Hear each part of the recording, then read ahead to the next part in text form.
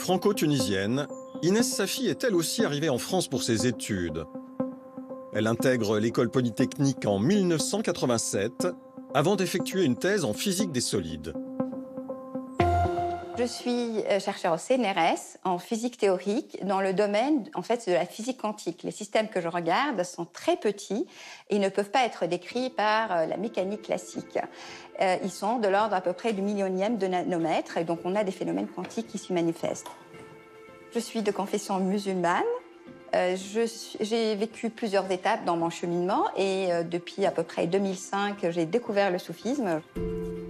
Le soufisme, en fait, il est le cœur vivant de la spiritualité islamique. C'est une voie de connaissance et d'amour qui considère en fait que les deux sont intimement reliés.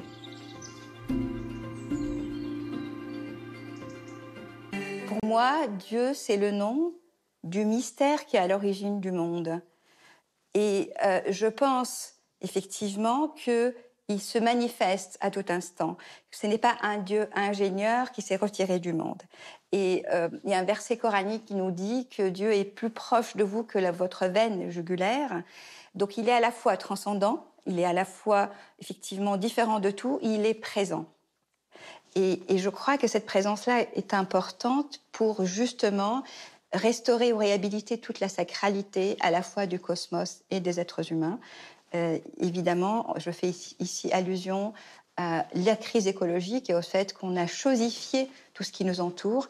On chosifie à la fois les vies humaines, l'être humain en soi, qui devient plutôt une variable d'ajustement. On chosifie la nature, qui devient un bien dont on veut tirer le maximum de bénéfices, tout en la piétinant.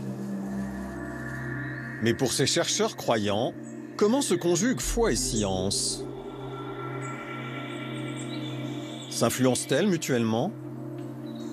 Pour moi, foi et science ne sont pas séparés, mais il faut qu'ils soient distingués, d'après moi. Après, effectivement, dire qu'ils sont séparés, c'est comme si on voulait les cloisonner. Et je pense qu'ils sont quand même... c'est comme si, en fait, on envoyait deux détectives qui peuvent aller faire une enquête, chacun de son côté, sur des questions qui nous intriguent. Et les deux détectives, à un moment... D'abord, en amont, ça pourrait être moi qui les envoie, entre guillemets.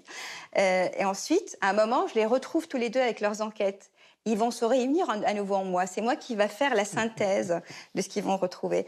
Et puis même dans leur parcours, par moments, ils peuvent tout à fait interagir. Donc la vérité scientifique n'est pas absolue. Elle est établie, élaborée dans un contexte donné, mais elle ne se prétend jamais définitive ni absolue. Maintenant, pour ce qui c'est que la vérité sur le plan, je dirais, religieux ou spirituel, alors pour nous, dans l'islam, Dieu, déjà, il se nomme la vérité, al-haq, ou le réel. Donc, évidemment, on croit dans l'unicité de ce réel, de cette vérité.